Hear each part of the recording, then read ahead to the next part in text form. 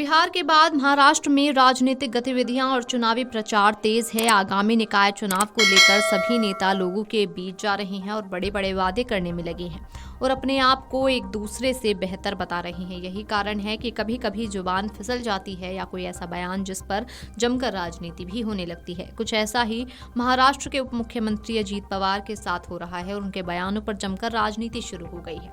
दरअसल अजीत पवार ने बारामती तहसील में मालेगांव नगर पंचायत चुनाव प्रचार के दौरान कहा कि अगर मतदाता उनकी पार्टी के उम्मीदवारों को चुनते हैं तो वो शहर में फंड की कोई कमी नहीं होने देंगे, लेकिन अगर लोग उनके उम्मीदवारों को नकारते हैं तो वो भी इसी तरह जवाब देंगे। डिप्टी सीएम अजीत पवार ने कहा कि अगर आप सभी 18 एनसीपी उम्मीदवारों को चुनते हैं तो मैं वादा करता हूं कि शहर में फंड की कोई कमी नहीं होगी। आपके पास वोट है, मेरे पास फंड है। अगर आपने 18 के 18 उम्मीदवार जिता दिए तो मैं अपने सभी वादे पूरा करूंगा, लेकिन अगर आप हमें नहीं चुनते हैं तो मैं भी मना कर दूंगा।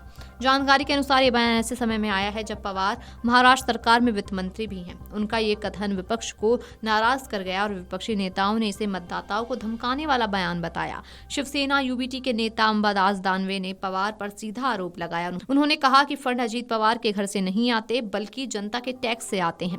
एक जिम्मेदार नेता का इस तरह मतदाताओं को धमकाना लोकतांत्रिक मूल्यों के खिलाफ है। चुनाव आयोग इस पर क्या कार्रवाई कर रहा है? पवार के बयान पर तत्काल संज्ञान ले चुनाव आयोग। अंबादास दानवे ने कहा कि बयान प्रशासनिक मशीनरी के दुरुपयोग की ओर संकेत करता है और चुनाव प्रक्रिया को प्रभावित कर सकता है। उन्होंने चुनाव आयोग से तत्काल संज्ञान लेने की मांग की। गौरतलब है कि मालेगांव नगर पंचायत के चुनाव 2 दिसंबर को होने वाले हैं। यहां अजीत पवार की एनसीपी ने बीजेपी समर्थित पैनल के साथ गठबंधन किया है। पवार के इस बयान के बाद राजनीतिक माहौल और गरमा गया है, क्योंकि विपक्ष इसे मतदाताओं पर दबाव बनाने की कोशिश बता रहा है। पवार के बयान ने चुनावी बहस को नया मोड़ दे दिया है। चुनाव नजदीक होने के कारण सभी दल सक्रिय हैं, लेकिन अजीत पवार के इस बयान ने चुनावी बहस को एक नया मोड़ दे दिया। राजनीतिक विश्लेषक इसे पवार की रणनीति का हिस्सा मान रहे हैं, लेकिन साथ ही इसे लोकतांत्रिक प्रक्रिया पर सवाल खड़े करने वाला बयान भी कह रहे हैं।